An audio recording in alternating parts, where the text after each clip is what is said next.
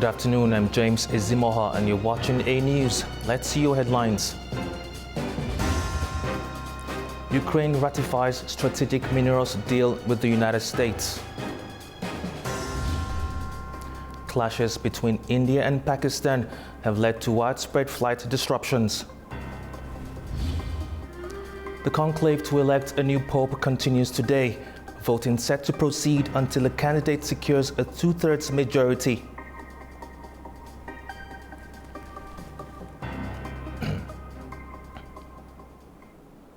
Ukraine's parliament has ratified a landmark minerals deal with the United States with 338 votes in favor and none against. The agreement gives the U.S. preferential access to Ukrainian minerals and paves the way for potential military aid to Kyiv. As Ukraine focuses on rebuilding and strengthening international ties, lawmakers have approved a landmark minerals agreement with the US, paving the way for a joint investment fund to support post-war reconstruction. Despite concerns from some lawmakers over transparency and unclear provisions, the agreement received strong backing in Parliament. The Foreign Policy Committee endorsed it on May 6th, and First Deputy Prime Minister Yulia Sviridenko called it a historic economic partnership, adding that the fund could be operational within weeks, depending on US involvement. Signed on April 30th, the deal grants the US preferential access to Ukraine's mineral resources and outlines joint investment in development projects, particularly in the mining and energy sectors. The American-Ukrainian Reconstruction Investment Fund will be equally financed by both sides through various means, including profits from natural resource extraction. While details on the fund's governance remain limited, officials say it will be managed in equal partnership. Ukraine's Prime Minister indicated that future US military aid could count toward the fund, though previous assistance will not. The ratification comes just ahead of Russia's Victory Day celebrations, marking a strategic milestone in Kyiv's deepening cooperation with Washington. Ukraine says Russia violated a 72-hour ceasefire declared ahead of Moscow's military parade. Russia in turn says Ukrainian forces carried out numerous strikes over the same period. Ukraine has accused Russia of violating a 72-hour ceasefire declared by President Vladimir Putin ahead of Russia's annual May 9th military parade. According to Ukrainian officials, the ceasefire, which was meant to begin at midnight, was breached within hours. Ukraine's Foreign Minister Andriy Sybiha called the truce a farce, claiming Russian forces carried out 734 ceasefire violations and launched 63 assault operations across the eastern front line, with some ongoing. Despite a brief drop in drone and missile strikes, clashes persisted. A Ukrainian military spokesman confirmed Russian assaults in the east, and prosecutors said one woman was killed and 2 others injured in the northern Sumy region. There have already been 3 strikes in the 7 hours and 46 minutes of the ceasefire, so I don't have a concrete answer to this question. The facts speak for themselves. Meanwhile, Russia claimed that Ukrainian forces launched nearly 500 attacks and attempted to cross into Russia's Kursk region. President Volodymyr Zelensky said Ukraine had offered a separate 30-day ceasefire to give diplomacy a chance, but received no response from Moscow. Zelensky marked Victory in Europe Day, celebrated in Ukraine and the West on May 8th, by walking through central Kyiv to honor fallen soldiers. In a video filmed on the capital's main street, he criticized the upcoming Russian military parade as a parade of cynicism, accusing Moscow of rewriting history and glorifying aggression. The Russian ceasefire coincides with the 80th anniversary of the defeat of Nazi Germany. President Putin is expected to host global leaders at the Red Square parade. Chinese President Xi Jinping is on a 4-day state visit to Russia at the invitation of President Vladimir Putin. This is to mark the 80th anniversary of the Allied victory in World War II.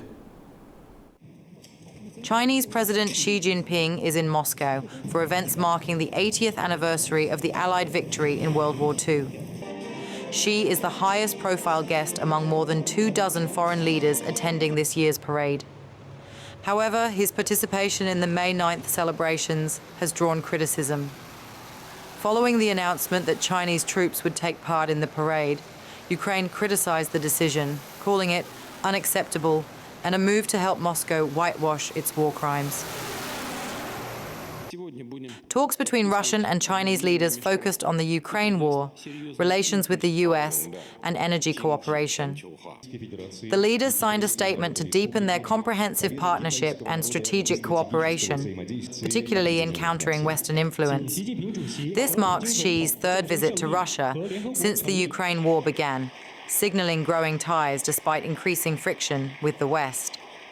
While Beijing insists on neutrality, Western nations accuse it of bolstering Moscow through economic and diplomatic support. Ukraine says that China has boosted purchases of Russian oil and gas, helping Moscow navigate sanctions, and has emerged as a key supplier of machinery and electronics after Western export bans. China and Russia enjoy a high level of bilateral relations, culminating with No Limits, strategic partnership signed in February 2022, less than 3 weeks before the war in Ukraine commenced. After the meeting between Xi Jinping and Putin, the Chinese president told Putin that Russia and China should be friends of steel. Joining us live from Boston, USA, to discuss this is Daniela Mello, a political scientist. Thank you for joining us. Thank you. Is there such a term as friend in the Chinese political dictionary, or is Russia more of an asset to China? Well, yes, I would say there is such a thing as friendship in the Chinese dictionary. But when it comes to international politics, we need to be talking less about friendships and more about strategy, right? What there is a strategic cooperation developing between Beijing and Russia that is a clear response to the attempts of the current Trump administration to separate them and to distance them. That has been clearly the strategy of Donald Trump, to try to a sort of rapprochement with Russia at the expense of China, and to try to weaken China by also decoupling Moscow and Beijing. So when Beijing reacts in this manner, when when Xi Jinping decides that he is going to attend the celebrations, that he is going to make this type of public declarations next to Putin, he's sending a very strong message to Donald Trump that his strategy is perhaps failing and that China is going to fight for its own vision of the international order. Now, what are China's main interests in Russia, and how do they plan to leverage this partnership? So, I mean, China has a lot of interests in Russia. Right now, China is definitely the partner with the upper hand in this relationship, and it's likely to remain so. Russia depends heavily on China for support, particularly since the sanctions have been enacted against Russia. China is an essential partner to allow Russia to actually continue its war in Ukraine. This might come as a cost for the Chinese in the short term in terms of their relationship with the Europeans. Right now, we are living in a very uncertain period of the international order, a period of transition. What China seems to be proposing is, one, it won't back down when threatened by the United States, both economically and politically. Two, it is willing to pursue this relationship with China, even at the cost of the potential trust of the Europeans. The Europeans right now are looking for new partners in the world, both economically and politically. Clearly, politically, they don't have much in common with the Chinese, but economically, they certainly do. So this will certainly make European leaders take a second look at the Chinese promises of being a neutral player when it comes to issues of European security and Ukraine specifically. But China also needs Russia, for instance, to stop influencing North Korea in a number of fronts. The Chinese are very concerned about the recent ever-increasing closeness between the North Korean leader and Russia, including with the sending of troops to the war in Ukraine, but also with Russian assistance in accelerating the nuclear program of North Korea, which would be a direct threat to China and to the balancing of power in the region. So the Chinese are definitely playing multidimensional chess when it comes to this, but they are trying to send a message of that is coherent in terms of the position that they want to see the Chinese take in the 21st century. That is, when Xi Jinping talks about something like a multipolar stability, when he talks about the important strategic cooperation between China and Russia and potentially Europe, he is trying to cast himself as an anti-Trump in many ways, someone who also sees multipolarity in the future, but that wants China to be the stabilizing force in that international order. Thank you so much for your time.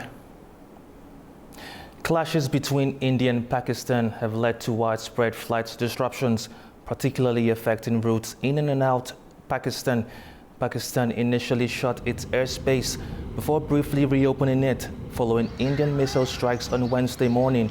However, as of Thursday afternoon, delays and cancellations persist.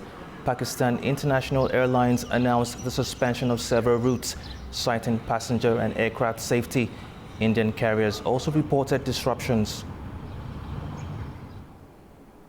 Pakistan shut down 12 drones from India that violated its airspace, the military said on Thursday, a day after Indian strikes on multiple targets in the country.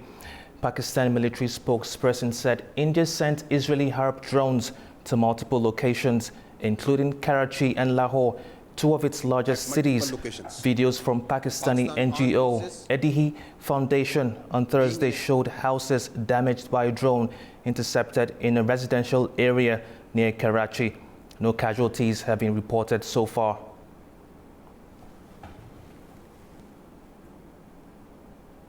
South Korea's military says North Korea fired multiple short-range missiles off its east coast earlier today. The launches came from the city of Wonsan and are now under close scrutiny. Seoul is working with the United States and Japan to analyze the details. North Korea's missile activities violate UN Security Council's resolutions, but Pyongyang has continued developing its weapons programs despite international sanctions and warnings. Black smoke rose from the Sistine Chapel chimney today, signaling the second day of voting in papal conclave ended without the election of a new pope. 133 cardinals from 70 nations, the largest and most diverse group in conclave history, resumed voting to choose a successor to Pope Francis, who died on April 21st. The cardinals are expected to hold up to 4 votes per day until a candidate receives a 2/3 majority. The traditional white smoke and the ringing of St. Peter's Basilica bells will signal when a new pontiff has been selected.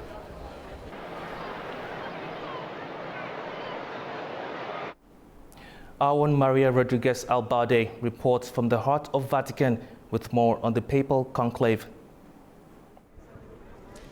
No pope elected on 2 ballots cast this morning. 2/3 of the votes are needed to reach a consensus of who should be the next leader of the Catholic Church. The cardinals are again voting until they agree the name of the next pope, who will be seeing out that famous terrace in St. Peter's Square, where yesterday evening 45,000 people gathered waiting for the first smoke of this conclave after 2 hours and a half. The voting sessions usually last around an hour and a half, but Wednesday's first session was unusually long, with the chapel doors closing around 6 p.m. local time and the smoke now emerging from the chimney until 9:30. While previous conclave in 2005 and 2013 were relatively short, resulting in a pope after just 2 days.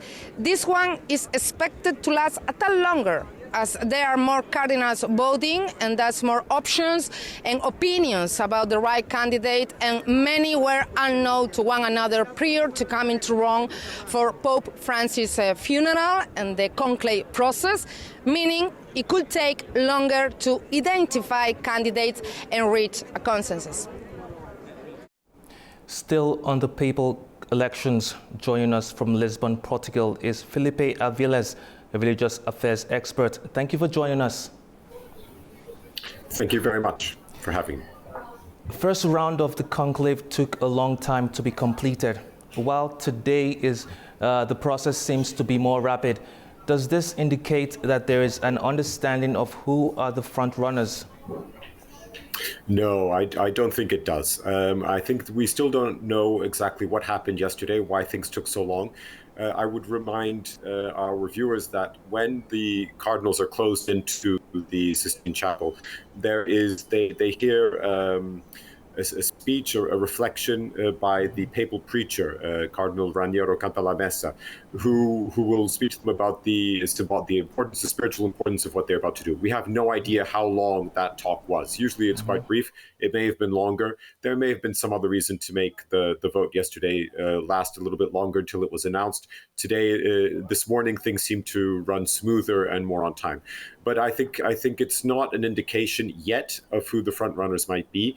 I think that if we do not have white smoke by the end of today, then that could be an indication that the main front runners, those who going into the conclave were considered the main candidates, and I would specify perhaps Cardinal Pietro Parolin, who was a former Secretary of State of the Vatican, number 2 of the Vatican, and Cardinal Luis Antonio Tagle from the Philippines, who was also seen as a strong contestant, that they may have been overlooked, that they may fail to achieve the necessary consensus, and therefore from tomorrow morning onwards, the cardinals will start looking perhaps for third options, realizing that these two have exhausted their possibilities of finding a consensus. But even that is just speculation. This whole process is very medieval in the sense that it does not follow the rules of the modern world. We have no idea what's going on inside. We don't have access to information. And for the cardinals who are in the conclave, the pressure on their shoulders to reach a decision, it could be overwhelming. What for us seems like a short time, 2-3 days, to them could seem like an eternity. And so it's too early to say who the front runners could be. A lot could be happening within those doors that we're not aware of. Historically, how long has this process taken at most? And what are the main obstacles in front of the conclave today? Well, historically, in terms of the Catholic Church, is a long time. And the longest conclave, at the time it wasn't called a conclave because the word conclave means closed doors, to be closed in. And at the time, cardinals were not closed in. And perhaps that was a problem because the longest one took 2 years and 10 months. So that's 1,006 days. So we're still a long way from that record. But it was precisely because of the scandal caused by the fact that the cardinals were not managing to reach a decision that the Pope chosen at the time, Gregory X, enacted a number of rules to make sure that the cardinals would be sequestered, they would be closed in until they reached a decision, thereby forcing them to take less time. Now, these rules were overturned. They resulted in quick elections, 4 days, 9 days, and then after that, the Pope ended these rules. And that led then later to another stalemate of up to 2 years as well. Now, when that stalemate after 2 years was going on, there was a hermit, a monk, who lived by himself in Italy, who wrote a letter, an angry letter to the cardinals saying that they would incur the wrath of God if they didn't do their job and choose a pope. Now, this letter caused such an impact on the cardinals who weren't being able to decide that they chose the hermit himself to be pope. That was Celestine V. And that didn't exactly end well because Celestine V reenacted the rules to make sure that conclaves were closed sessions and an approximation of the rules that we have today. But in the end, he couldn't take the pressure of being pope and he resigned. He became the last pope in the Catholic Church to resign voluntarily from office until, of course, Benedict XVI just a few years ago. So 1,006 days is the record so far to beat. But in terms of recent history, the past 200 years, and that's what we should really be going by, no conclave has lasted more than a week. Thank you for joining us. A major development could be on the way for UK-US trade relations. Downing Street says Prime Minister Sir Keir Starmer will announce a deal with the United States on tariffs later today. A spokesperson said the Prime Minister's priority remains the national interest, supporting workers, businesses and families. Trump hinted a breakthrough in the social media post following UK's push for an agreement. Putin's war machine and bring him to the table.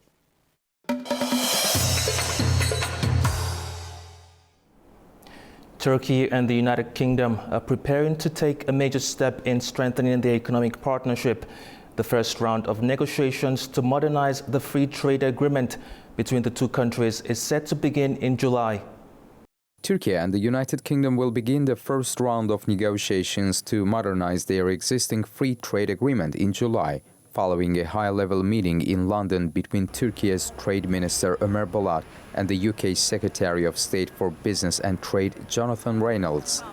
Minister Bolat described the talks as productive and confirmed that Turkey has extended an official invitation to Secretary Reynolds for a future visit. During the visit, 2 new agreements were signed, marking further progress in bilateral trade relations. The existing FTA signed in late 2020 mainly covers industrial goods. However, the newly signed supplementary agreements aim to eliminate technical barriers to trade, particularly in key sectors such as automotive and chemicals. Bolat also announced that the 8th session of the Turkey-UK Joint Economic and Trade Committee will take place in London later this year, further bolstering institutional cooperation between the two nations. Looking ahead, both countries have agreed to hold formal negotiations in Ankara before July, with the goal of expanding the current trade deal to cover services, digital trade, investment, and selected agricultural products. Bolat emphasized that while such negotiations typically require time, the shared objective is to reach a comprehensive agreement. Although Turkey is currently awaiting the UK's formal negotiating mandate, technical-level discussions are already set to begin. The agreement to remove technical barriers is seen as a significant milestone in efforts to modernize the trade pact. It's expected to facilitate trade flows, boost business competitiveness, and deepen economic ties between Turkey and the UK. Direct talks between Turkey and Israel are scheduled to take place in Baku on 8th May. That's according to Israel's Channel 11. The discussions are expected to focus on regional security issues, particularly in the context of the situation in Syria, where the interests of both countries often intersect. Reports indicate that Israel will push for the demilitarization of areas near the Syrian border and the exclusion of any strategic weapons deployment that could threaten its security. Delegations from Azerbaijan, Iran, Kazakhstan, Russia, and Turkmenistan convened for the 10th meeting of the High-Level Working Group on Caspian Sea issues. The meeting was held in Moscow and chaired by Mikhail Petrokov, head of the Russian delegation. Discussions focused on setting straight baselines in the Caspian Sea region, regional cooperation, and preparations for the upcoming foreign ministers' meeting. The next session will be held in Turkmenistan, with a date to be confirmed. Regional engagement with Afghanistan's Taliban-led authorities appeared to be deepening as more regional countries pursue economic and diplomatic ties with the de facto government. Our correspondent Tamim Bahis has more from Kabul. The UAE Special Representative for Afghanistan, Saif Mohammad Al-Khatbi, held multiple meetings with senior Afghan officials in Kabul. In his meeting with the Deputy Prime Minister for Economic Affairs, the Afghan leader stressed the country's rich natural resources and Afghanistan's focus on achieving economic self-sufficiency through foreign investment. The UAE envoy expressed interest in investing in infrastructure, especially railway and road construction, and announced plans to host a business conference in Kabul to attract Emirati investors. Separately, the UAE envoy met with the deputy of the Railway Department, where both sides discussed expanding Afghanistan's railway network and strengthening cooperation. The Afghan official called it a prime opportunity for foreign investment in connecting Afghanistan regionally and internationally. The UAE envoy also met with the acting Minister of Transport and Civil Aviation to explore expanding bilateral ties in the aviation sector. Meanwhile, other countries are also stepping up engagement. Iran's acting ambassador met with the acting Minister of Mines and Petroleum to discuss economic cooperation and Iranian investment in Afghan mining.